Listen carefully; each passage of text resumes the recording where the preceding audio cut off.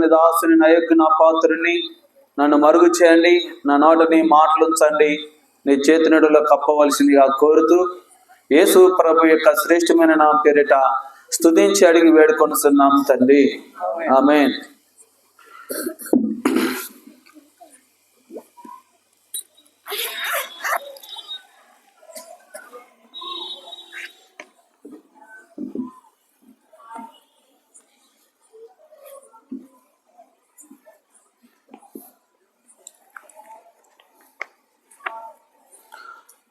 ప్రభునందు ప్రియమైన వారికి ప్రభువైన యేసుక్రీస్తు నామమున మీ అందరికీ శుభాభివందనములు తెలియజేస్తూ ఉన్నాం. ఈ రోజున మరి మీ మధ్యకు ఒక వాక్య భాగాన్ని తీసుకొని రావాలని కోరుతూ ఉన్నాను. యోహాను సువార్త 12వ అధ్యాయము 46వ వచనాన్ని చదువుకుందాం అందరము. యోహాను సువార్త 12వ అధ్యాయము 46వ వచనం. నా యందు విశ్వాసముంచు ప్రతి వాడును చీకటిలో నిలిచి ఉండకున్నట్లు నేను ఈ లోకమునకు వెలుగుగా వచ్చి ఉన్నాను. చాలు. దేవుడి మాటలను దీవించునుగాక.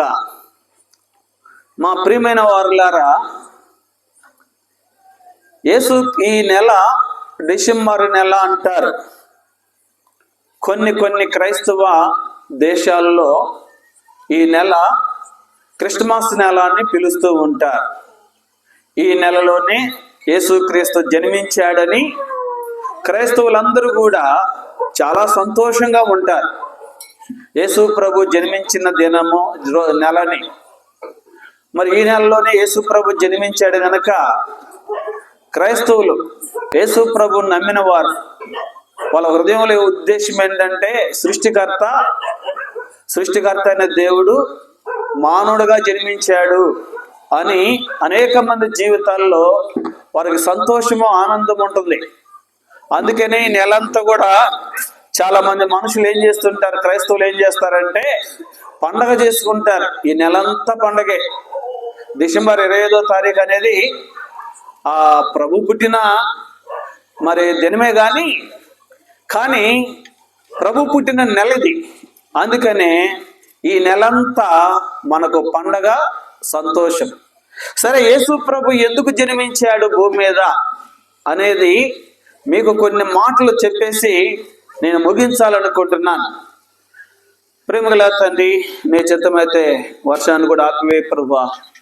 కొద్ది నిమిషాలు నీ బిడ్డలైన మేమందరము కలిసి నీ సన్నిధిలో సంతోషించేదాని కొరకే కావాల్సిన కృప దయచేయమని యేసయ్య నామమున పేరిట అడిగి వేడుకొనుచున్నాం తండ్రి. ప్రియమైన వారులారా, యేసు ప్రభు పరలోకం నుండి భూమి మీదకి ఎందుకు వచ్చాడు అంటే ఒకే ఒక మాట ఇందా చదువుకున్న భాగంలో, నేను లోకమునకు వెలుగుగా వచ్చి ఉన్నాను. ఎట్లా వచ్చాడంట? వెలుగుగా వచ్చాడు. అంటే లోకమంతా చీకటి, యేసు ప్రభు వెలుగుగా వచ్చాడు. రాత్రి వేళ చీకటి ఉంటుంది, ఉదయానికి సూర్యుడు వస్తాడు. రాత్రి వేళ చీకటి ఉన్నప్పుడు ఏం చేస్తామంటే ఎప్పుడు తెల్లారిద్దా, ఎప్పుడు సూర్యుడు వస్తాడా, ఎప్పుడు తెల్లారిద్దా అని ఎదురు చూస్తూ ఉంటాం. ఎందుకంటే చీకటిలో ఎవరు నడవలేరు, చీకటిలో ఎవరు పనులు చేసుకోలేరు, చీకటిలో ఎవరు ప్రయాణం చేయలేరు, చీకటిలో ఎవరు ఏమీ చేయలేరు. అయితే ఎందుకోసం? వెలుగు కోసం ఎదురు చూస్తాం. ఒకరోజు సూర్యుడు రాలేదనుకోండి, ఎంత బాధపడతామో, ఎంత దుఃఖపడతామో. అరే సూర్యుడు రాలేదే అని సూర్యుడు రాలేదే అని చెప్పి మరి ఏం చేస్తుంటాం? మనము దిగులు పడుతూ ఉంటాం, బాధపడుతూ ఉంటాం. ఉదయాన్నే సూర్యుడు కనుక రాకపోతే ఇక మనం మంచాల మీద నుంచి కూడా లేము, ఇంట్లో నుంచి కూడా బయటికి రాము, తినడానికి కూడా మనము వంట చేసుకోవడానికి కూడా లేము. ఎందుకని? వెలుగు లేకపోతే చీకటిలో ఉన్నటువంటి ప్రజలు ఏం చేస్తారు అంటే బిక్కుమనుకుంటా ఉంటారు. అట్లనే ఈ భూలోకం అంతా చీకటిమయమైపోయింది. ఎందుకు చీకటి ఎందుకు అయింది? ఆదాము తను పాపం చేసిన కారణాన ఆ పాపాన్ని బట్టి పాపము భూలోకమంతటా ఏం చేసిందండి? చీకటిని కలుగజేసింది. ఈ దినాల్లో ఒక భయంకరమైన వ్యాధి అందరికి వచ్చేస్తుంది. ఏంటి ఆ వ్యాధి అంటే షుగర్ వ్యాధి.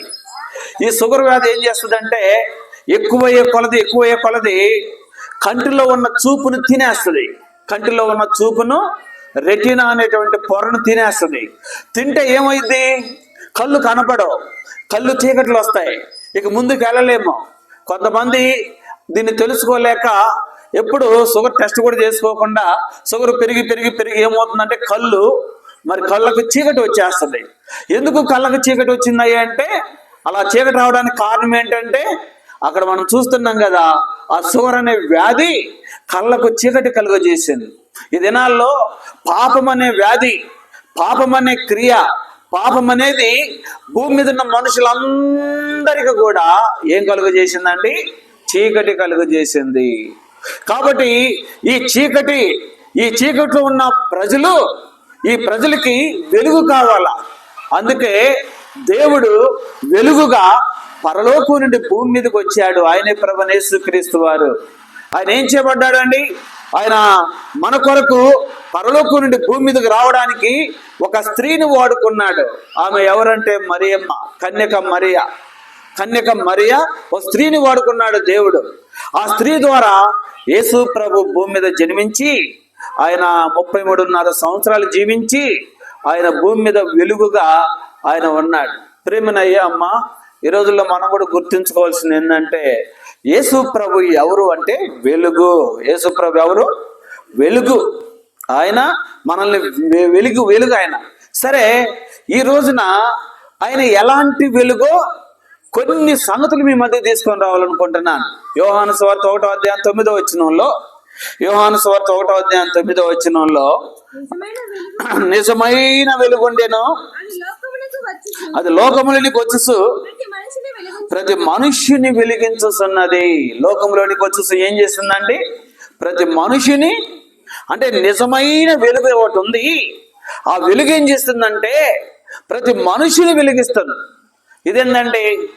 ఎక్కడైనా బుడ్డి దీపం ఆరిపోతే బుడ్డి దీపం వెలిగిస్తారు, కిరోసిన్ దీపం ఆరిపోతే వెలిగిస్తారు.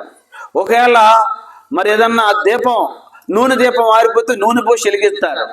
ఒకవేళ ట్యూబ్ లైట్ ఆరిపోతే మరి కరెంటు వేసి స్విచ్ వేసి వెలిగిస్తారు. మన మనుషుల్ని వెలిగించడం ఏంటి? యేసు ప్రభు ఎలాంటి వెలుగో తెలుసా? ఆయన మరి బుడ్డి దీపాలను, కరెంటు దీపాలను, కిరోసిన్ దీపాలను, పెట్రోల్ దీపాలను లేదా నూనె దీపాలను వెలిగించేవాడు కాడాయన. ఆయన ఎలాంటి వాడు? మనుషులను వెలిగించేవాడు. ఎలాంటి వాడు అంటే చెప్పండి? మనుషులను వెలిగించువాడు. అంటే మనుషులు ఏమైపోయారు? ఆరిపోయారు. మనుషులు ఏమైపోయారు? ఆరిపోయారు. అంటే ఆరిపోయారంటే అర్థమైంది. బైబిల్లో మరి నరుని ఆత్మ యెహోవా పెట్టిన దీపము అని బైబిల్లో ఉంది. నరుని ఆత్మ యెహోవా పెట్టిన దీపం. ఆత్మ లోపల ఉంది. ఈ ఆత్మ ఏమైపోయింది? ఆరిపోయింది. ఈ ఆత్మ ఏమైపోయింది? ఆరిపోయింది. ఎందుకు ఆరిపోయింది? ఈ ఆత్మ ఎందుకు ఆరిపోయింది? పాపము చేయడం ద్వారా దీపము ఆరిపోయింది. ఈ దినాల్లో మనం చూస్తున్నాం, మరి ఎంతో మంది జీవితాల్లో మనం చూస్తున్నాం. చుట్ట, బీడి, సిగరెట్, కళ్ళు, సారా, బ్రాందీలు, అబద్ధాలు, దొంగతనాలు, వ్యభిచారాలు, మోసాలు, మరి అసూయ, ద్వేషము, పగ, ఈర్ష్య, కపటం, ఇట్లాంటి భయంకరమైనటువంటి మరి పాపము చేయడం ద్వారా లోపల ఆత్మదీపం ఆరిపోయింది. ఆత్మదీపం ఏమైపోయింది? ఆరిపోయింది. ప్రియమైన సహోదరుడా, సహోదరి, దీపం ఆరిపోయిందండి. ఆరిపోయిన దీపం.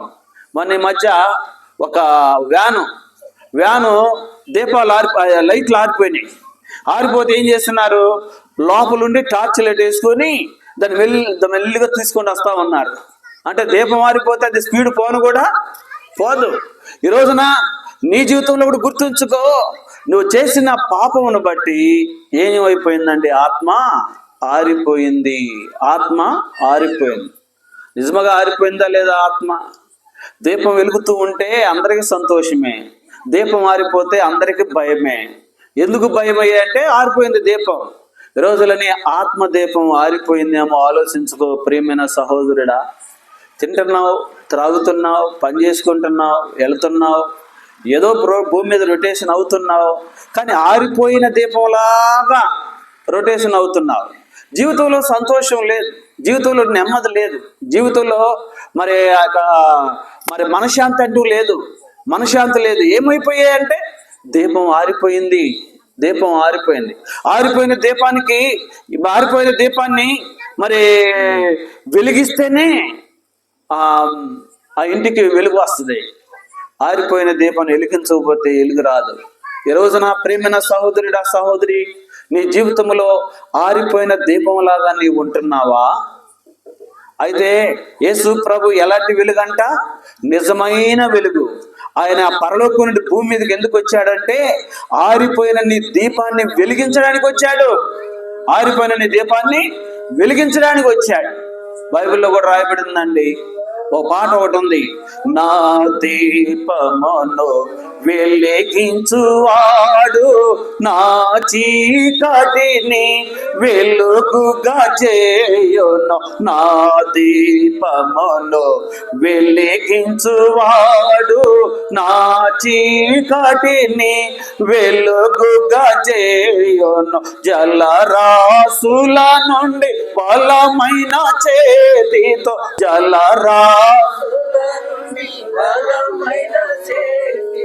వెలుపల చేర్చిన బలమైన దేవుడు, వెలుపల చేర్చిన బలమైన దేవుడు, యెహోవా నా బలమా, యథార్థమైనది నీ మార్గం, పరిపూర్ణమైనది నీ మార్గం, యెహోవా. కాబట్టి నా దీపమును వెలిగించువాడు ఎవరు? యేసు ప్రభే. కాబట్టి మనకు ఇప్పుడు తలంపు ఏంటంటే యేసు ప్రభు నిజమైన వెలుగు. ఆయన నిజమైన వెలుగు వచ్చి ఆయన మనల్ని వెలిగిస్తూ ఉన్నాడండి. ఇక్కడికి వచ్చిన వాళ్ళు అనేక మంది వెలిగించబడ్డారు. నీవు కూడా వెలిగించబడ్డావా? కాబట్టి ప్రభువుని అడుగు, యేసయ్యా నేను నా దీపం ఆరిపోయిందయ్యా, పాపము నా హృదయంలోనికి ప్రవేశించింది, ఆ పాపము నా జీవితాన్ని ఏం చేసిందంటే ఆరిపివేసింది, నన్ను వెలిగించు ప్రభు అని నువ్వు అడిగితే యేసు ప్రభు వెలిగిస్తాడు. వెలిగించబడ్డావో నీ హృదయంలోనికి సంతోషం వస్తుంది, ఆనందం వస్తుంది, నెమ్మది వస్తుంది. ఇది మొట్టమొదటిగా మనం చూస్తున్నాం. రెండవదిగా బైబిల్లో మనం చూస్తే మరి మత్తయి సువార్త 4వ అధ్యాయం 16వ వచనం, మత్తయి సువార్త 4వ అధ్యాయము 16వ వచనం మధ్య భాగంలో మాట రాయబడింది, జెబూలూను దేశమును నప్తాలి దేశమును యోర్దాను కావలనున్న సముద్ర తీరమును అన్ని జనులు నివసించే గలిలయు చీకటిలో కూర్చున్న ప్రజలను గొప్ప వెలుగును చూచిరి. చాలు. ఏ వెలుగంట? యేసు ప్రభువు వారు గొప్ప వెలుగు. ఇందాక నిజమైన వెలుగు మనుషులు వెలిగించేది, ఇదా గొప్ప వెలుగు. గొప్ప వెలుగు అంటే చీకటిలో ఉన్న వారిని వెలుగులోనికి తీసుకుని వచ్చేది. ఏంటది? గొప్ప వెలుగు.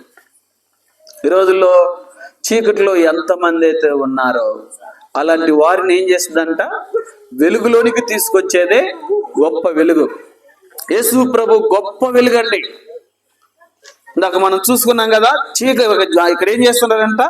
చీకటిలో కూర్చుండి ఉన్న ప్రజలు గొప్ప వెలుగు చూచిరి. మరి ఎఫెసీయులకు రాసిన పత్రిక 4వ అధ్యాయం 8వ వచనంలో అక్కడ రాయబడిన మాట మనం చూస్తే, ఎఫెసీయులకు రాసిన పత్రిక 4వ అధ్యాయం 8వ వచనం, అయితే ఇప్పుడు మీరు పూర్వమందు చీకటి ఏంటిది? 5వ అధ్యాయం 8వ వచనం, మీరు పూర్వమందు చీకటి ఏంటిది, ఇప్పుడైతే ప్రభునందు వెలుగై ఉన్నారు. యేసు ప్రభు అంటున్నాడు కదా, మీరు పూర్వమందు చీకటి అయి ఒంటిరి, ఇప్పుడు ప్రభునందు ఏమైపోయామో? వెలుగైపోయాము. అంటే చీకటిలో ఉన్నటువంటి మనల్ని యేసు ప్రభు ఏం చేశాడు? వెలుగులోనికి తీసుకొచ్చాడు. చీకటిలో ఉండడం అంటే అర్థం ఏందండి? చీకటిలో ఉండడం అంటే చీకటి 3 విషయాలు చూపిస్తుంది. ఒకటి అజ్ఞానము. ఏంటో చెప్పండి? అజ్ఞానం. బైబిల్లో కూడా రాయబడింది, నా జనులు జ్ఞానము లేకయే నశించిపోతున్నారు అనుంది. ఏ జ్ఞానం అండి? హోషేయ గ్రంథం 6:3 రాయబడింది, యెహోవాను గూర్చిన జ్ఞానము సంపాదించుకుంటకు వెలుదము రండి అంటాడు. ఎవరు గురించిన జ్ఞానము? యెహోవాను గూర్చిన జ్ఞానం, దైవ జ్ఞానం. దైవ జ్ఞానం లేకపోవడమే చీకటి.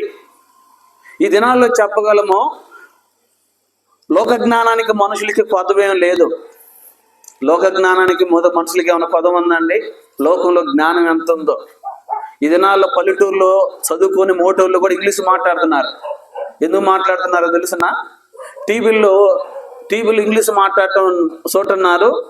ఆ టీవీలో వచ్చే ఇంగ్లీష్ని చూసి వీళ్ళు కూడా ఇంగ్లీష్ నేర్చుకుంటున్నారు. మేము ఒకసారి సిఎంసిలో ఉన్నాం. సిఎంసిలో ఉంటే ఒక ఆమె వాళ్ళ భర్త గారు కూడా హాస్పిటల్లో జాయిన్ అయ్యి ఆ సర్జరీ జరిగేది. ఆమె ఇంగ్లీష్లో మాట్లాడుతుంది, ఎవరితో? నర్సులతో మాట్లాడుతుంది. అదో ఏం బాగా చదువుకున్నాం అనుకున్నాను. తర్వాత సిస్టర్ అడిగింది, అక్క మీరు ఏమైనా చదువుకున్నారంటే, నేనేం చదువుకోలేదు, అసలు చదివే రాదు నాకు. మరి ఇంగ్లీష్ ఎట్ట మాట్లాడుతున్నావు అంటే, ఇంగ్లీష్ ఎట్ట మాట్లాడుతుంటే వాళ్ళ కుమారులు ఇంట్లో మాట్లాడుకుంటూ ఉంటారంట. అది విని ఏమి కూడా నేర్చుకోండి. అంటే అర్థం ఏంటంటే, లోక జ్ఞానానికి మనుషులకు కొదమేమీ లేదు. దయ్యాల జ్ఞానం ఉంది లోకంలో. దయ్యాల జ్ఞానం ఒకటి, లోక జ్ఞానం ఉంది. రెండోది దయ్యాల జ్ఞానం. దయ్యాల జ్ఞానం అంటే ఇది దినాల్లో మనం చూస్తున్నాం. మరి అంతరాలు వేయించుకోవటము, తాయిత్తులు వేయించుకోవటము, మరి మంచి రోజు ఇది చెడ్డ రోజు అని చూయించుకోవటము. మళ్ళీ చూస్తే మరి మాంత్రిక విద్యలు ఇవన్నీ కూడా ఏం చూపిస్తున్నాయి అంటే దయ్యాల జ్ఞానం. మనుషులకి దయ్యాల జ్ఞానం ఉంది. దయ్యాల జ్ఞానం ఉందే కానీ దేవుని జ్ఞానము లేదు. మొన్న మధ్య చూస్తున్నాము, ఒక కుమార్తె ఏదో ఒక కొన్ని మాంత్రిక విద్యలు నేర్చుకొని ఏం చేసిందో తెలుసిన? ఇంట్లో తల్లిని తండ్రిని ఇద్దరిని చంపేసి ఇక మాంత్రిక విద్య వల్లిస్తుంది. మాంత్రిక విద్య వల్లిస్తుంటే ఆ తండ్రి తల్లి చనిపోయారు. వాళ్ళిద్దరు పైకి లేవలేకపోతున్నారు. తర్వాత ఏం చేయాలో అర్థం కాక ఆమె కూడా చనిపోయింది. చంపేసుకుంది. అయ్యో మా అమ్మ నాన్న చంపేశాను కదా, ఇంకా నేను ఎందుకు బ్రతకాలని. కొన్ని రోజుల వరకు ఆ శవాలు ఆ ఇంట్లోనే ఉన్నాయి. అవి బయటకు తీసుకురాలేకపోయారు. కంపు కొడుతుంది, వాసన కొడుతుంది. ఇంటి పక్కన వాళ్ళకి అర్థం కాలేదు, ఊరెళ్ళారు అనుకున్నారు. తర్వాత వాసన వస్తుంటే అప్పుడు పక్కింటి వాళ్ళు చూసి పోలీసులు ఫోన్ చేస్తే వాళ్ళు చూస్తే శవాలు కుళ్ళిపోయి ఉన్నాయి. ఎందుకంటే ఇది మాంత్రిక విద్య. ఈ దినాల్లో అట్లాంటి పిచ్చి మూఢనమ్మకాలు ఉన్నాయి. ఆ మూఢనమ్మకాలు ఉన్నాయి. ప్రియమైన వారలారా, బైబిల్ దయ్యాల జ్ఞానం, ప్రకృతి సంబంధమైన జ్ఞానం ఉంది. ప్రకృతి సంబంధమైన జ్ఞానం అంటే చెట్లు, పుట్టలు, గుట్టలు, రాళ్ళు గురించి, నదుల గురించి, సముద్రాల గురించి, ఇది అంతా ప్రకృతి సంబంధమైన జ్ఞానం. రాజకీయ జ్ఞానం ఉంది. కాబట్టి ఈ జ్ఞానాన్ని ఉన్నాయి, కానీ మనుషులకి ఏ జ్ఞానం లేదో తెలుసునండి. దేవుని జ్ఞానము లేదు. అసలు దేవుడు ఎవరు, సృష్టికర్త ఎవరు, ఆ దేవుడి దగ్గరికి వెళ్ళాలి, ఆ దేవుని నమ్ముకోవాలి అనేటువంటి జ్ఞానము లేదు. దేవుని జ్ఞానం లేదు. పెద్ద పెద్ద చదువుకున్న వాళ్ళు కూడా దేవుని దగ్గరికి రాలేకపోతున్నారు. మరి ఒక పెద్ద పదవుల్లో ఉన్న వాళ్ళు కూడా దేవుడు ఎవరో ఎరగలేకపోతున్నారు. ఎందుకయ్యా అంటే వాళ్ళకి ఏ జ్ఞానం లేదండి? దేవుని జ్ఞానం లేదు. అజ్ఞానంలో ఉన్నారు. దేవుని గూర్చిన జ్ఞానం లేకుండా అజ్ఞానంలో ఉన్నారు. ఇప్పుడు అడిగితే ఎవరిని అడిగినా అయ్యా మీ దేవుడు ఎవరయ్యంటే సరిగ్గా జవాబు చెప్పలేరు. అయితే యేసుప్రభుని నమ్ముకున్న వాళ్ళు చెబుతారు, మా దేవుడు యేసుప్రభుని గట్టిగా బల్లగుద్ది చెబుతారు. ఎందుకో తెలిసిన? వీళ్ళు దేవుని జ్ఞానం పొందిన వారు. ప్రేమైన సహోదరుడా, సహోదరి, నువ్వు అజ్ఞానం అనే చీకట్లో నువ్వు ఎంతకాలం ఉంటావు? అజ్ఞానం అనే చీకట్లో ఎంతకాలం ఉంటావు? వదిలేయి, బయటికి రా. యేసయ్య నిన్ను అజ్ఞానం అనే చీకట్లో నుంచి నిన్ను బయటికి తీసుకొని రావడానికి యేసు ప్రభు పరలోకం నుండి భూమి మీదకి వచ్చేసాడు. ప్రియమైన సహోదరుడా, సహోదరి, ఈ రోజున నువ్వు అజ్ఞానం అనే చీకట్లో నుంచి జ్ఞానం అనే యేసయ్య దగ్గరికి నువ్వు రావాలి. అందుకే ఆయన గొప్ప వెలుగుగా వచ్చాడు. ఈ రోజున వాక్యం బోధించబడుతుందంటే ఎందుకో తెలుసునా? నీలో ఉన్న చీకటిని పారదోలడానికి, నీలో ఉన్న అజ్ఞానాన్ని పారదోలడానికి యేసుక్రీస్తు వారు ఈ రాత్రి నీతో మాట్లాడుతున్నాడు. ప్రియమైన సహోదరుడా, సహోదరి, కనుక ప్రభువైన యేసుక్రీస్తునందు విశ్వాసం ఉంచితే ఈ అజ్ఞానం అనే చీకట్లో నుంచి ఆయన వెలుగులోనికి, యేసు ప్రభు అనే జ్ఞానంలోనికి నువ్వు తీసుకొని రాబడతావు. బైబిల్లో రాయబడింది, యేసు ప్రభు ఎవరంటే ఆయనే జ్ఞానము. ఆయనే ఎవరు? జ్ఞానం. బైబిల్లో 1వ అధ్యాయం 1 కొరింథీ 1వ అధ్యాయం 21వ వచనంలో రాయబడింది, ఆయన జ్ఞానమును, ఆయన నీతియు జ్ఞానమును ఆయను. చూడండి, అక్కడ రాయబడిన మాట మనం చూస్తున్నాం. కొరింథీయులకు రాసిన మొదటి పత్రిక 1వ అధ్యాయము 21వ, దయచేసి అక్కడ రాయబడిన మాట 22వ వచనం, 24వ వచనం. క్రీస్తు దేవుని శక్తియును దేవుని జ్ఞానమునై ఉన్నాడు. ఆయనే జ్ఞానం, దేవుని జ్ఞానం ఆయనే.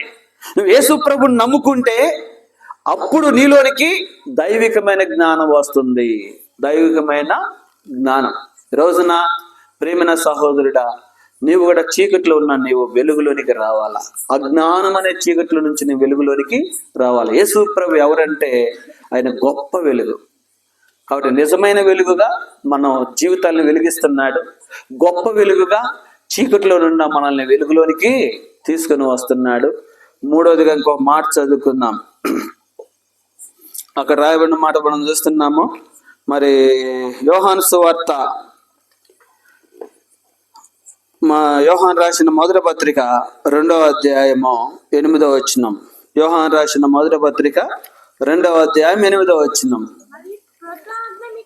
మీకు మరియు కృతాజ్ఞ మీకు రాయిచున్నాను, చీకటి గతించుతున్నది, సత్యమైన వెలుగు ఇప్పుడు ప్రకాశించుతున్నది గనుక అది ఆయన యందును మీ యందును సత్యమే. ఇప్పుడు ఏం రాబడిందంటే సత్యమైన వెలుగు ఇప్పుడు ప్రకాశించుతున్నది. సత్యమైన వెలుగు అంటే ఏంటండి? అంటే ఈ వెలుగు ఏం చేస్తుందంటే అసత్యంలో ఉన్నటువంటి మనల్ని సత్యములోనికి తీసుకుని వస్తుంది. సంస్కృత శ్లోకం ఒకటి ఉంది.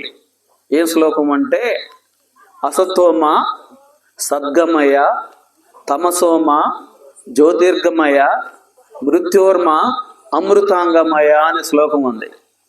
అంటే ఏంటి ఈ శ్లోకం యొక్క అర్థం అంటే అసత్యంలో ఉన్నటువంటి నన్ను సత్యములోనికి నడిపించయ్యా, మరి చీకట్లో ఉన్న నన్ను వెలుగులోనికి నడిపించయ్యా, మృతమైన నన్ను ఏం చేయమంటున్నాడు? అమృతంలోనికి నడిపించయ్యా అని అర్థం.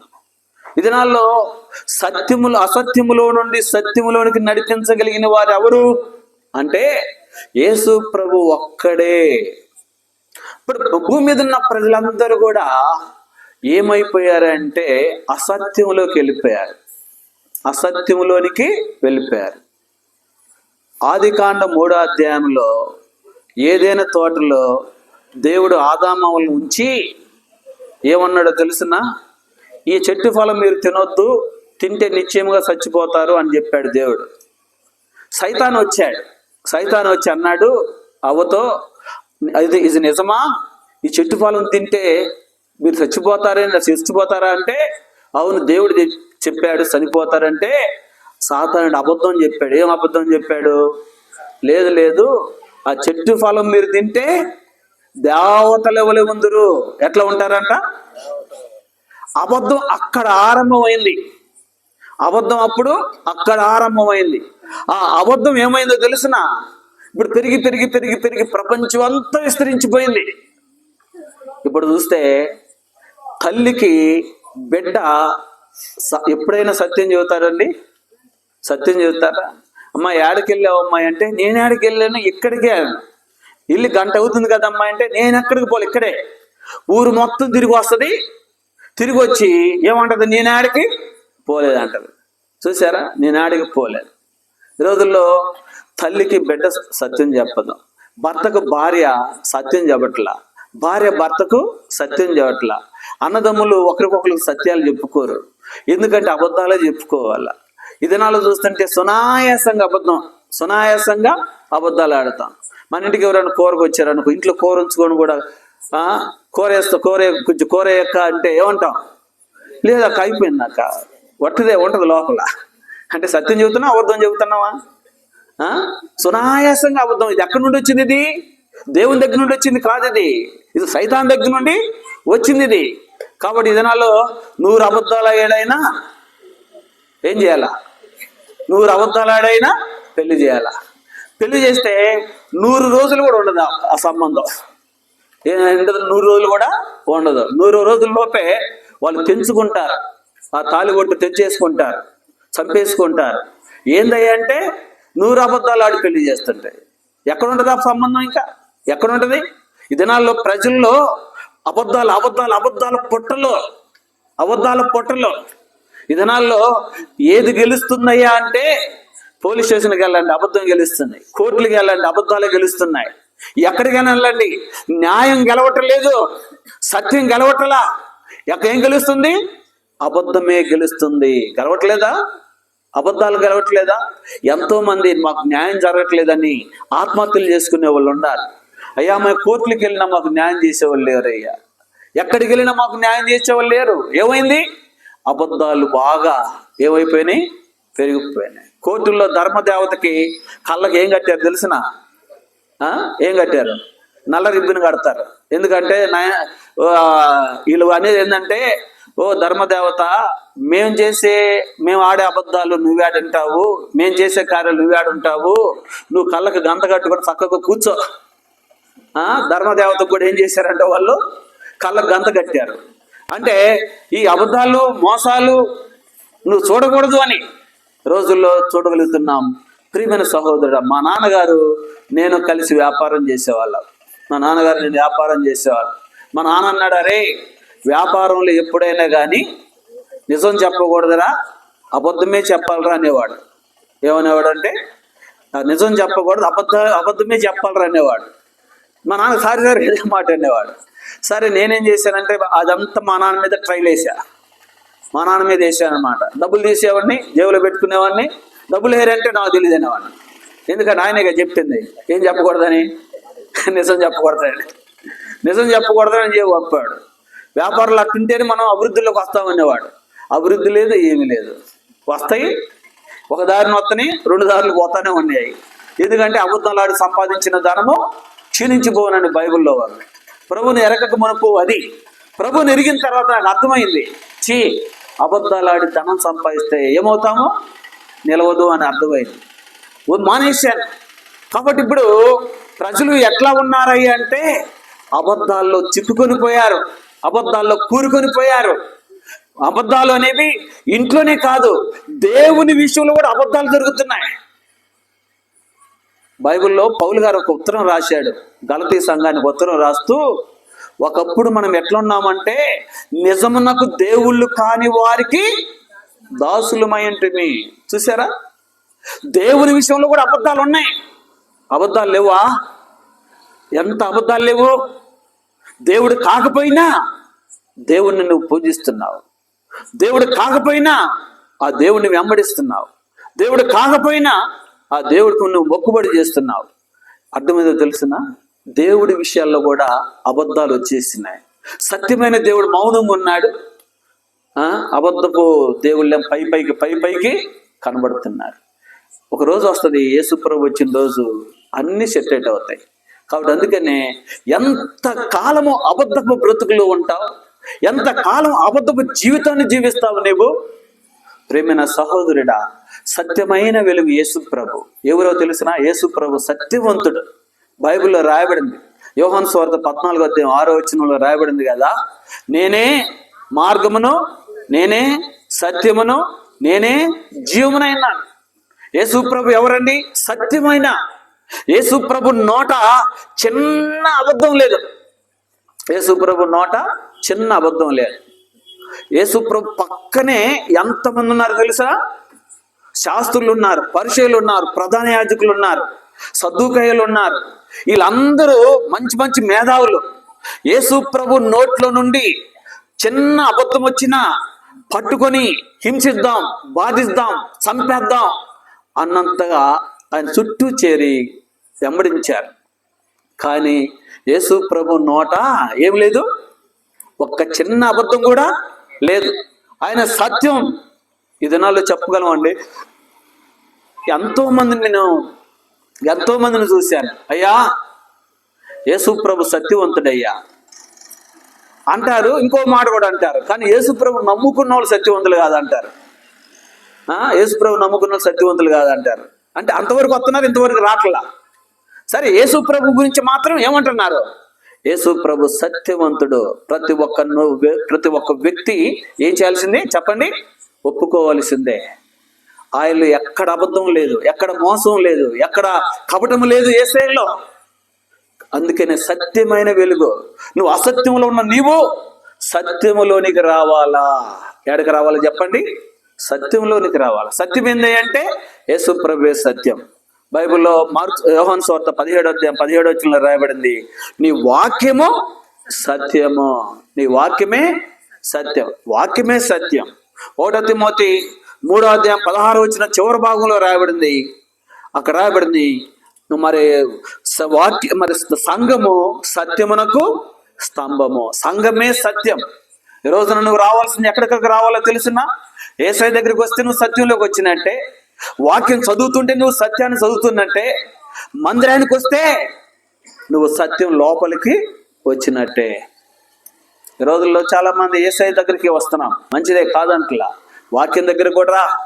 వాక్యం సత్యం. మూడోది ఏం చేయాలో తెలుసా? సంఘానికి మందిరానికి రా. మందిరానికి వస్తే నువ్వు సత్యం లోపలికి వచ్చినట్టే. కాబట్టి మనం సత్యవంతులం కావాలా. ఎంతకాలం అబద్ధాలుగా జీవిస్తాం, అబద్ధాలు బ్రతుకుతాం. ప్రకటన గ్రంథం 21వ అధ్యాయము 8వ చివరి మాట రాయబడింది, ఆ పిరిగివారును, అవిశ్వాసులను, అసహ్యులను, నరహంతకులను, వ్యభిచారులను, మాంత్రికులను, విగ్రహారాధికులను, అబద్ధికులందరూ అగ్ని గంధకాల మండు గుండంలో. ఎవరంటావు? అగ్నిగుండానికి వెళ్ళేది అబద్ధికులందరూ. దానిలో సచ్చు లేదు. అబద్ధంలో ఆడేవాళ్ళు ఎవరైనా అబద్ధికులందరూ ఆడికి వెళ్తారు, అగ్నిగుండంలోకి వెళ్తారు. ఎంత భయంకరమైన విషయం అండి. మన జీవితాలు మనం కాపాడుకోకపోతే ఎట్లండి? ఏ విధంగా మనం కాపాడుకోకపోతే? కాబట్టి ఈ అబద్ధపు జీవితం నుండి సత్యమైన జీవితంలోనికి నడిపించడానికి వచ్చిన వాడే మన ప్రభువైన యేసుక్రీస్తు వారు. రా, నువ్వు అసత్యంలో ఉండమాకు, అబద్ధాలలో ఉండమాకు, మోసపూరితమైన జీవితంలో ఉండమాకు, బయటకు వచ్చేయి. చాలా మంది జీవితాల్లో మనం చూడగలం. యాకోబు ఉన్నాడు. యాకోబు చిన్న అబద్ధం ఆడాడు, నేను ఏశావునే అన్నాడు. ఆ అబద్ధానికి 20 సంవత్సరాలు శిక్ష అనిపించాడు. ఎవరు? యాకోబు. ఎందుకు అంత శిక్ష అనిపించాడంటే తన పాపం తనని వెంటాడుతూ వచ్చింది. ప్రియమైన సహోదరుడా, సహోదరి, ఎందుకు జీవితంలో కష్టాలు ఎందుకు వస్తున్నాయి? ఎందుకు శ్రమలు ఎందుకు వస్తున్నాయి? ఎందుకు అవమానాలు వస్తున్నాయి? ఎందుకు నిందలు వస్తున్నాయి? ఎందుకు మేము మరి సంపాదించుకుని తినలేకపోతున్నాం? ఇదంతా ఎందుకో తెలిసిన? పాపం యొక్క శాపం, అబద్ధం యొక్క శాపం. అందుకనే నేడు దినాన్న గుర్తుంచుకుందాం. బైబిల్ ఏం చెబుతుందంటే యేసు ప్రభు సత్యమైన వెలుగుగా ఏం చేశాడు? ఆయన మన అసత్యములో నుండి సత్యంలోనికి నడిపిస్తున్నాడు. ఇంకొక మాట చదువుకుందాం. యోహాను సువార్త 8వ అధ్యాయం 12వ వచనం. యోహాను సువార్త 8వ అధ్యాయం 12వ వచనం. మరలా యేసు, నేను లోకమునకు వెలుగును, నన్ను వెంబడించువాడు చీకటిలో నడవక జీవపు వెలుగు కలిగి. ఏ వెలుగంట? జీవపు వెలుగు. అందరూ నాదో చెప్పండి, జీవపు వెలుగు. ఏ వెలుగమ్మా? జీవపు వెలుగు. జీవం అంటే అర్థమైంది. యేసు ప్రభు పరలోకం నుండి భూమి మీదకి వచ్చిన తర్వాత ఆయన ఏం చేశాడు అంటే, ఒక సమాజ మందిరపు అధికారి కుమార్తె చనిపోయింది. యేసు ప్రభు దగ్గరికి వచ్చాడు. ఆయన సమాజ మందిరపు అధికారి. ఆయన వచ్చి యేసు ప్రభు ఎదుట సాగిలపడ్డాయ్యా, నా కుమార్తె ఇప్పుడే చనిపోయింది, అయినను నీ వచ్చి మాట మాత్రం సెలవిస్తే నా కుమార్తె బ్రతికిద్ది అన్నాడు. అనగానే యేసుప్రభు ఏమన్నాడంటే, వస్తున్నా పద అన్నాడు. ఆయన వెళ్ళాడు, ఆయనతో పాటు యేసుప్రభు శిష్యులు వెళ్ళారు. వెళితే ఇల్లంతా బాగా కిక్కిరిసింది. అప్పటికే జన సమూహాలు వచ్చారు, చనిపోయిన అమ్మాయిని చూడటానికి వచ్చారు. అందరూ ఏడుస్తున్నారు, గొల్లుగా మరి వాయిద్యాలు వాయించే వాళ్ళు కూడా వచ్చారు. అంతా ఏమైందంటే ఇల్లంతా కిక్కిరిసిపోయింది. అప్పుడు యేసు ప్రభు పైకి వెళ్ళాడు, అందరిని బయటకు పంపించేశాడు. అప్పుడు చెయ్యి ఇట్లా పట్టుకొని అన్నాడు కదా, చిన్నదానా లే అన్నాడు. చిన్నదానా లే అన్నాడు. ఆ చనిపోయిన చిన్నది ఏమైపోయింది? లేచింది. చనిపోయిన చిన్నది ఏమైంది? లేచింది. మనుషులు ఆమె సావలేదులే, ఊరకట్టనగా లేచింది అనుకుంటారని యేసుప్రభు ఇంకొక వ్యక్తిని కూడా లేపాడు. ఎవరాయనని? లాజరు ఏమయ్యాడు? చనిపోయాడు. చనిపోతే తీసుకెళ్లి సమాధిలో పెట్టారు. సమాధిలో పెట్టి 4 రోజులు అయింది. అప్పటికి 4 రోజుల తర్వాత యేసుప్రభు వచ్చాడు. 4వ రోజున యేసుప్రభు వచ్చాడు. వచ్చి ఎక్కడుంచారో లాజరుని అన్నాడు. సమాధిలో అన్నారు. వెళ్ళాడు, సమాధి దగ్గరికి వెళ్ళారు. ఆ సమాధికి ఉన్న ద్వారం తీయమన్నారు. అప్పటికి వాళ్ళ లాజరు అక్క మార్తమ్మ, ఆమె ఏముందో తెలుసా? ప్రభువా, చనిపోయి 4 రోజులు అయిందయ్యా, కంపు కొడతాడేమో, దుర్వాసన వస్తుందేమో అన్నది. మార్త, నువ్వు నమ్మితే దేవుని మహిమను చూస్తావన్నాడు అని ఆ సమాధి ద్వారం తీయగానే, రాయి పొర్లించగానే ప్రభు అన్నాడు, లాజరు బయటికి రా అన్నాడు. లాజరు బయటికి రానగానే అతను ఏం చేశాడు? చనిపోయిన లాజరు బయటికి వచ్చేసాడు. అంటే ఆ అమ్మాయి చనిపోయింది, లాజరు చనిపోయాడు. వారిలో ఏమి లేదు? జీవము లేదు. వాళ్ళు ఏముంది? మరణం ఉంది. ఇప్పుడు యేసుప్రభు ఏం చేశాడు? ఆ మరణాన్ని తొలగించి వాళ్ళకి ఏమిచ్చాడు? జీవాన్ని ఇచ్చాడు. ప్రియమైన సహోదరుడా, సహోదరి, యేసు ప్రభు జీవపు వెలుగు అంటే అర్థం ఏంటంటే, మరణములో ఉన్నటువంటి మనల్ని జీవములోనికి నడిపించేవాడు యేసు ప్రభు. మరణములో ఉన్న ప్రజల్ని జీవములోనికి నడిపిస్తాడు. మరణం అంటే ఎవరండి? మరణం ఎక్కడుందండి? మరణం ఎక్కడుంది? మనిషికి 2 మరణాలు ఉన్నాయి. ఒకటి శరీర మరణము, రెండోది ఆత్మ మరణం. ఒకటి శరీర మరణము అంటే మన శరీరంలో నుండి ఆ ప్రాణం బయటికి వెళ్ళిపోతే ఈ శరీరము పడిపోద్ది. శరీరం ఏమైపోద్ది? పడిపోద్ది. ఈ పడిపోయిన శరీరాన్ని గుంటలో పెట్టి పొడి చేస్తారు. అయితే ఆత్మ మరణం ఉంది.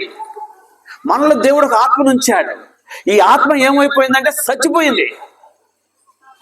ఒక దైవజనుడు అన్నాడు, నడుస్తున్న శవాలు అన్నాడు మనుషులను చూసి. ఏమన్నాడమ్మా? నడుస్తున్న శవాలు నడుస్తాయా? మౌనంగా ఉన్నారండి. నా ప్రశ్న మీకు అర్థం కాలేదు. శవాలు నడుస్తాయా? ఇప్పుడు సమాధుల్లో ఉన్న అబ్రాహ్మణ్ అనే పవన్ తీసుకెళ్ళి ఆడ పెట్టి వచ్చాం. అబ్రాహ్మణ్ లేచి వస్తా ఉన్నాడు. ఆయనకి ఇక్కడ ఎంతమంది ఉంటారు? ఒక్కరు కూడా ఉండరేడా? ఇంకేముంది? ఆయన శవమై నడుచుకుంటూ వస్తున్నాడని, శవం నడుచుకుంటూ వస్తున్నాడని. ఒక ఆయన నాతో, నేను భయపడ్డా. ఒక ఆయన కారులో వస్తా ఉన్నాను, కావలి నుండి. బ్రదర్ నాతో చెప్తున్నాడు, ఆయన రైల్వే మాస్టర్ అనమాట. ఆయన ఏం చెబుతున్నాడు అంటే, అన్న, ఒక వ్యక్తి ఆ ట్రైన్ కింద తలకాయ పెట్టాడు. ట్రైన్ వెళ్ళిపోయింది. ఇదేమైపోయింది? తలకాయ కట్ అయిపోయింది. మొండి వంట నడుచుకుంటూ వస్తుందంట ఆయన వైపు. మొండి ఏం చేస్తుంది? మొండి నడుచుకుంటూ వస్తుందంట. ఆయన చూసి స్టన్ అయిపోయాడంట. ఏంటి మొండి నడుచుకుంటూ వస్తుందని? తలకాయ లేదు. తలకాయ ఏమైపోయింది? కట్ అయిపోయింది. మొండు నడుచుకుంటూ వస్తుందంట. ఆయన చెబుతుంటే నాకు భయం వేసింది. ఆయన చెబుతుంటే, అన్నా నేను కందుకూరి వెళ్ళాలని సింగరాకొండ నుంచి ఇలాంటివి చెప్పగలనా? ఎందుకంటే మొండి నడుచుకుంటూ వస్తాను. ఈ దినాల్లో మనుషులు కూడా ఎట్లా నడుస్తున్నారు తెలుసా? చచ్చిపోయిన శవాలు. ఆత్మ చచ్చిపోయింది లోపల, మనస్సాక్షి చచ్చిపోయింది. ఆత్మ మనస్సాక్షిలాగా పనిచేసింది, మనస్సాక్షి ఏమంటదంటే, అరే బాబు నువ్వు సిగరెట్ తాగొద్దు అని చెప్పింది. ఈ మనస్సాక్షి లోపల నుండి ఏమంటది, సిగరెట్ తాగు, మాకు దేహానికి హానికరమైంది, తాగొద్దు తాగొద్దు తాగొద్దు అంటది. అయితే ఈ వ్యక్తి ఏం చేస్తాడు తెలిసిన, మనస్సాక్షి గొంతు పట్టుకొని సారికి నన్ను తాగొద్దు అంటావా అని చెప్పి గొంతు పట్టుకొని నిలుమేసి చంపేసి సిగరెట్ తాగడానికి వెళ్తాడు. ఇక అతనికి ఏం సచ్చింది, మనస్సాక్షి చచ్చింది. మనస్సాక్షి చచ్చింది. సొట్ట తాగేవాడు అంతే, బీడీలు తాగేవాడు అంతే, ఇంక చెప్పాలంటే మరి సారా బ్రాందీలు తాగేవాడు అంతే. జనాలు చెప్తాం, పాపం చేయడానికి ఒక మనిషి వెళ్ళేటప్పుడు మనస్సాక్షి ఏం చెప్పిందో తెలుసా, నువ్వు ఆ పాపం చేయకూడదు చేయకూడదు చేయకూడదు అంటది. వీడేం చేస్తాడంటే లేచిన గాంచి మనస్సాక్షిని చేయొద్దు చేయొద్దు చేయొద్దు అంటది. ఏం చేయాలి, మనస్సాక్షినని బాగా గొంతు నులిమేసి, ఓ మనస్సాక్షి నువ్వు సాగు అనుకుని మనస్సాక్షిని చంపి అతను ఏడకెళ్తాడు, పాపం చేయడానికి వెళ్తాడు. ఇప్పుడు అంతరాత్మ చచ్చిపోయిందా లేదా, మనస్సాక్షి చచ్చిపోయిందా లేదా? ఎంతమంది ఈ విధంగా మనస్సాక్షిని చంపుకొని ఆత్మను చంపుకొని శరీరం మాత్రమే ఏం చేస్తుంది, శరీరం మాత్రమే భూమి మీద తిరుగుతుంది. అయినా చచ్చిపోయిన శవాలు మనం. ఎవరు మనం? చచ్చిపోయిన శవాలు. ఏదో ఒక రోజున మనం చనిపోయామనుకో, మనం నరకానికి వెళ్తామే తప్ప పరలోకానికి మాత్రము వెళ్ళం. మనలో ఏమి లేదు, దేవుని జీవం లేదు, దేవుని జీవం లేదు. యేసుక్రీస్తు వారు పరలోకం నుండి భూమి మీదకి ఎందుకు వచ్చాడు అంటే, మృతమైన మనల్ని జీవింపజేయడానికి వచ్చాడు. ఆయన మృతమైన మనల్ని జీవంలోనికి నడిపించడానికి వచ్చాడు. ఈ రోజు నా ప్రేమైన సహోదరుడు, ఆ సహోదరి, యేసు ప్రభు ఎవరో తెలిసినా ఆయన జీవంలోనికి నడిపించేవాడు. కాబట్టి యేసు ప్రభు నమ్మితే నీలో ఉన్న మరణం బయటికి వెళ్ళిపోద్ది. అప్పుడు యేసయ్య జీవం నీలోనికి వస్తుంది. లాజరు బయటికి రమ్మంటే లాజరు, మృతమైన లాజరులోకి మరి జీవం వెళ్ళింది. ఆ జీవము లాజరు లేపుకొని నడిపించుకుంటూ వచ్చింది బయటికి. యేసయ్య జీవము నీలోనికి రావాలా? అడుగు, యేసయ్య నేను చచ్చిపోయినయ్యా, నేను ఆత్మ చనిపోయిందయ్యా, ఆత్మీయంగా నేను మృతమైన స్థితిలో ఉన్నానయ్యా, నన్ను బ్రతికించని అడిగితే యేసయ్య బ్రతికించేవాడు. ఇది 4వది. ఇంకొక మాట చెప్పేసి నేను ముగిస్తాను. పేతురు రాసిన మొదటి పత్రిక 2వ అధ్యాయం 9వ వచనం. పేతురు రాసిన మొదటి పత్రిక 2వ అధ్యాయం 9వ వచనం.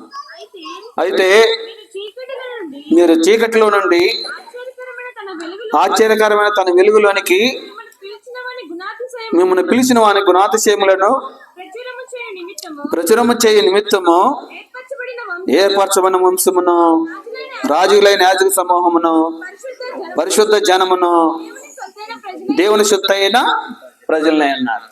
ఈ రోజున మనము ఆశ్చర్యకరమైన వెలుగు ఇది. యేసు ప్రభు ఏ వెలుగంట? 5 సంగతులు చెప్పా, మీకు గుర్తుంటే లేవో మళ్ళా పండుకున్నప్పుడు కూడా గుర్తు చేసుకోండి. ఒకటేమో నిజమైన వెలుగు, మనుషుల్ని వెలిగించేవాడు యేసు ప్రభు. రెండోదేమో గొప్ప వెలుగు, అంటే అజ్ఞానంలో నుండి జ్ఞానంలోనికి నడిపించేవాడు. మూడోదేమో సత్యమైన వెలుగు, అంటే అబద్ధంలో నుండి అసత్యములో నుండి సత్యంలోనికి నడిపించేవాడు.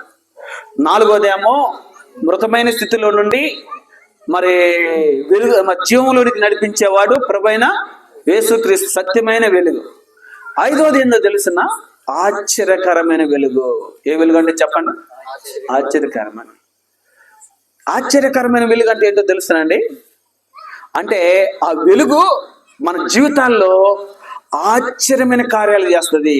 ఆశ్చర్యమైన కార్యాలు ఎట్లా చేస్తుంది? చిన్న ఉదాహరణ చెప్తానండి. యోసేపు ఐగుప్తు దేశానికి బానిసగా వెళ్ళాడు, ఒక కూలివాడిగా బానిసగా వెళ్ళాడు.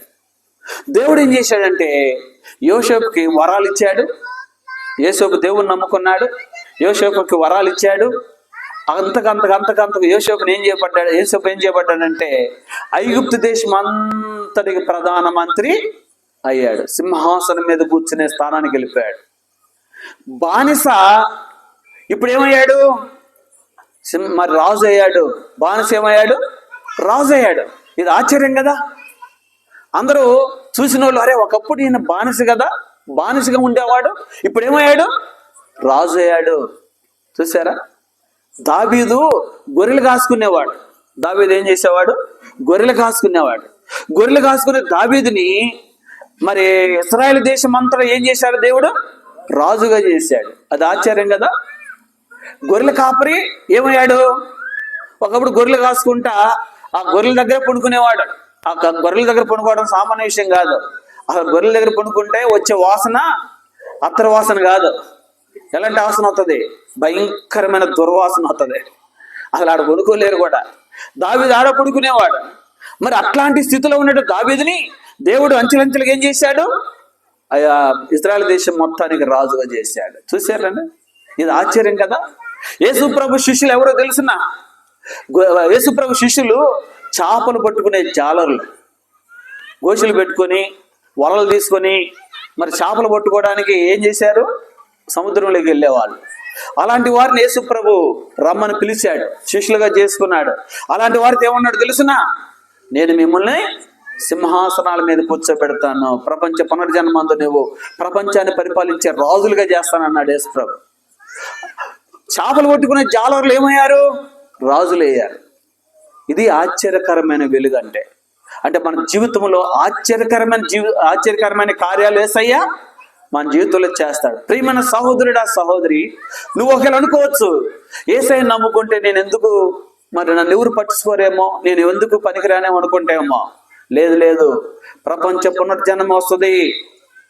ప్రపంచాన్ని యేసుప్రభు ఏలుబడి చేయబోతున్నాడు.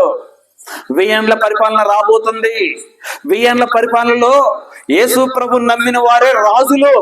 యేసుప్రభు నమ్మిన వారు రాజులు. అర్థమైందండి?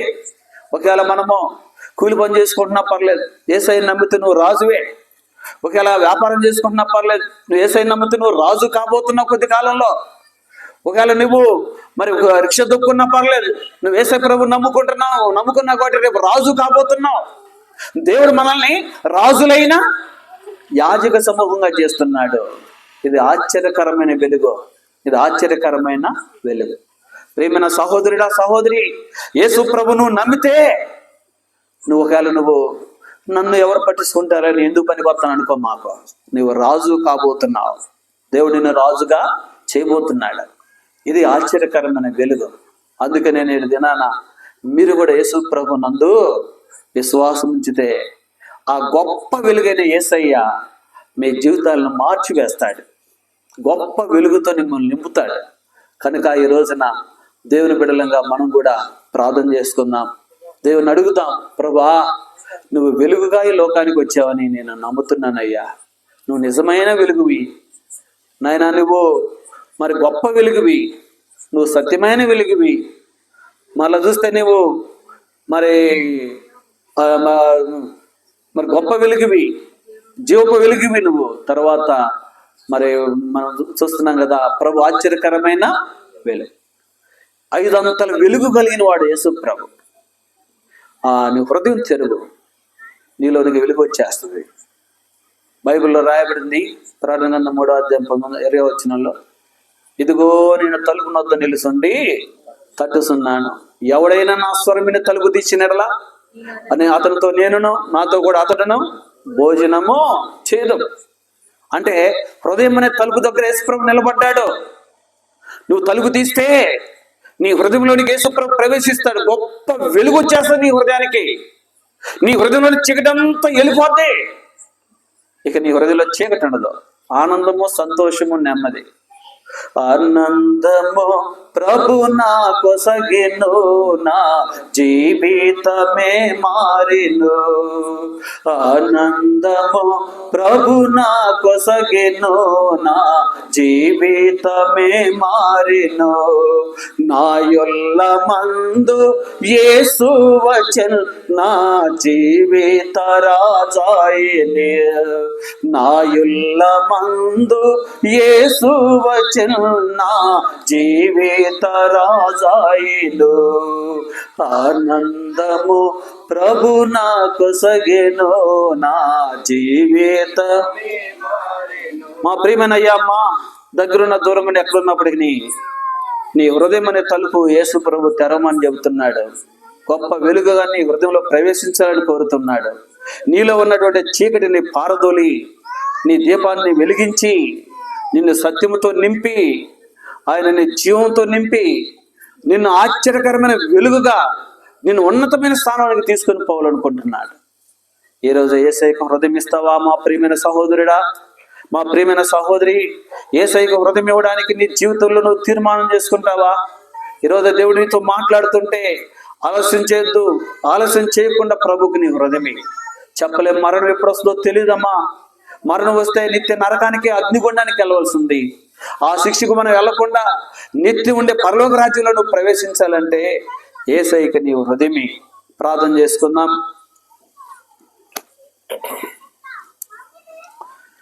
ప్రేమగల ప్రియ పరలోక తండ్రి, ఈ రాత్రి వేళ చెప్పబడిన మాటలు దీవించి మీరు ఆశీర్వదించమని, ఎంతమంది విన్నారో వారిలో అద్భుతమని కార్యం చేయమని యేసయ్య నామం పేరిట అడిగి కొనుస్తున్నాం తండ్రి. కళ్ళు మూసుకోనండి, మోకాళ్ళ మీద ఉండండి. మా ప్రియమైన సహోదరుడా, సహోదరి, యేసయ్య నీ హృదయంలో, యేసు ప్రభుకి నీ హృదయం ఇస్తావా? ఇస్తే యేసయ్య తన నీ హృదయాన్ని మార్చేవాడుగా ఉన్నాడు. ఒకవేళ హృదయం ఇచ్చేటట్లయితే కళ్ళు మూసుకొని నీ కొరకు ప్రార్థన చేస్తాను. నీకు రక్షణ ఇస్తాడు యేసు ప్రభు. ఆయన వైపు, ప్రభు నా చేయి పట్టుకుని నడిపించయ్యా, నా హృదయాన్ని నీకు ఇస్తున్నానయ్యా, నీ కుడి చెయ్యి ఎత్తు చూపించు, నీ కొరకు ప్రార్థన చేస్తాం. ఎవరైనా సరే, ఇదే మీకు అనుకూలమైన సమయం, ఇదే రక్షణ దినం. ఇంకా ఎవరైనా దేవుడి నీతో మాట్లాడుతూ ఉండగా ఇంకా ఎవరైనా ఉంటే ప్రభుకు నీ జీవితాన్ని అర్పించు. నీ కుడి చేయి కనిపించేట్లు ఎత్తు, నీ కొరకు ప్రార్థన చేస్తాం. ప్రార్థన చేసుకుందాం. ప్రేమగల ప్రియ పరలోక తండ్రి, నమ్మకమైన మా ప్రభువా, నీ వందనాలు, స్తోత్రాలు. జీవాధిపతి, నీ వందనాలు, స్తోత్రాలు నాయన. ఈ రాత్రి వేళ నీ బిడ్డ నాయన శారమ్మ శిష్ట గృహంలో, ఈ సెంటర్లో ఈ రీతిగా మీరు ఎందుకు వచ్చారు పరలోకం నుండి భూమి మీదకి, క్రిస్మస్ అంటే ఏంటో తెలియచేయడానికి, ఆ విషయాలు పంచుకోవడానికి మీరు అవకాశం ఇచ్చారు. నీ వందనాలు అయ్యా. ఈ ఏరియాలో ఉన్న ప్రజలు అనేక మంది నేను నమ్ముకోవాలని ఈ మీటింగ్ కలిగి ఉండడానికి మీరు కృపించిన నీకు వందనాలు అయ్యా. నువ్వు పరలోకం నుండి గొప్ప వెలుగుగా వచ్చావు భూమి మీదకి. కటిక చీకటితో నింపబడిన ఈ లోకానికి వెలుగుగా వచ్చావయ్యా. ఇది ఎరిగిన మేము అయ్యా, నీ వెలుగు మేము పొందగలుగుతూ వచ్చాం. కాబట్టి నాయన, మరి మా ప్రభు మీరు ఎలాంటి వెలుగు మేము చూడగలుగుతాం? నిజమైన వెలుగు మీరు నాయన. మీరు నా తండ్రి గొప్ప వెలుగువి, సత్యమైన వెలుగువి నా తండ్రి. సత్యమైన వెలుగుగా వచ్చి అసత్యములను మమ్మల్ని సత్యములనికి నడిపిస్తున్న వాడవు. జీవపు వెలుగు నువ్వు, మరణములను జీవులను దాటించేవాడవు. అంతేకాదు నాయన, ఆశ్చర్యకరమైన వెలుగువి. మమ్మల్ని రాజులైన యాజక సమూహంగా చేయడానికి మీరు సిద్ధపడుతున్నారు. ఇంత గొప్ప స్థానం మాకు ఇస్తున్న దేవుడి పైన నిన్ను ఎట్లా మేము నిన్ను మరి నమ్ముకోకుండా ఉండగలమయ్యా? ఈ బిడ్డలు, కొంతమంది బిడ్డలు విన్నారు, కొంతమంది తీర్మానం చేసుకున్నారు, వారు చేస్తారు, వాళ్ళు పట్టుకునండి ప్రభా. అట్లా ఎంతమంది నీ బిడ్డలు ఇక్కడ ఉన్నారో వారందరినీ జ్ఞాపకం చేసుకునండి. శబ్దయంత్రం ద్వారా వింటున్న వారితో కూడా మీరు మాట్లాడి మీరే సాయం చేయండి అయ్యా. మరి శారమ్మ సిస్టర్ గృహాన్ని జ్ఞాపకం చేసుకోనండి ప్రభా. బిడ్డలు మీరు దర్శించి బలపరిచి ఆత్మీయంగా వర్తలు చేసి ప్రతి అక్కర అవసరత క్రీస్తు మహిమలో తెచ్చి మీరు నడిపించాలి. అట్లనే మా తండ్రి, మా ప్రభా మహేష్ కొరకు ప్రార్థన చేస్తున్నాం నా తండ్రి. మరి సహోదరి కొరకు ప్రార్థన చేస్తున్నాం, జ్యోతి కొరకు ప్రార్థన చేస్తున్నాం. ప్రేమించిన బిడ్డలు కుటుంబం కొరకు కూడా ప్రార్థన చేస్తున్నాం. ఇట్లా బంధువులు, ఇరుగు పొరుగు వారందరి కొరకు కూడా ప్రార్థన చేస్తున్నాం.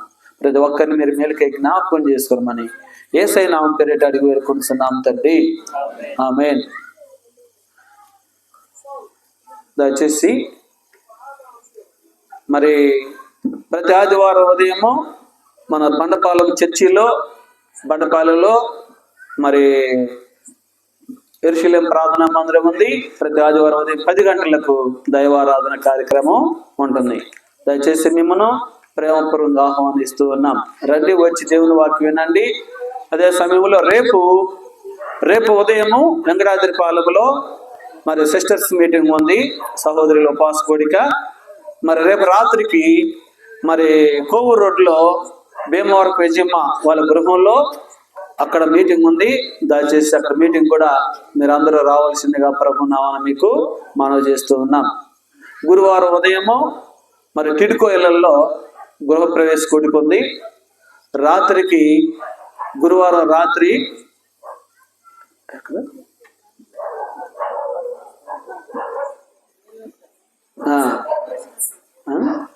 ఎనోషాన్ ఇంటి ఎదురుగా ప్లేస్ లో మీటింగ్ ఉంటుంది. ఎనోషాన్ ఇంటి దగ్గర మీటింగ్ ఉంటుంది. ఇట్లా వారం కూడికలు ఉన్నాయి. దయచేసి రావాల్సిందిగా ప్రభునామం మీకు మనం చేస్తున్నాం. వచ్చిన వారందరూ కూడా మరి అల్పాహారం ఉంది, దాన్ని తీసుకుని వెళ్ళవలసిందిగా కోరుచున్నాం. తండ్రి దేవుడు కుమారుడు యేసుక్రీస్తు వారి యొక్క కృప, పరిశుద్ధాత్మ యొక్క నిన్న సహాసము, ఆయన బిడ్డలైన మనకును ఆయన విశ్వాసం ఉంచిన వారందరికీ సదాకాలం తోడే నడిపించును గాక. ఆమేన్.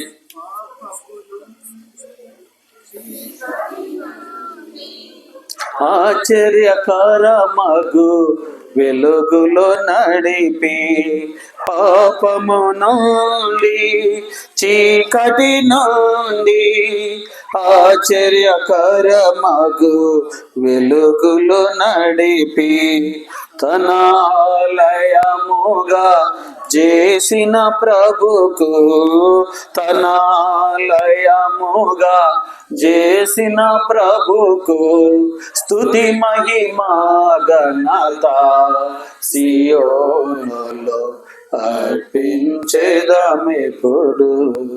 స్తుతి మహిమా ఘనత సియోనులో అర్పించెదమెప్పుడు.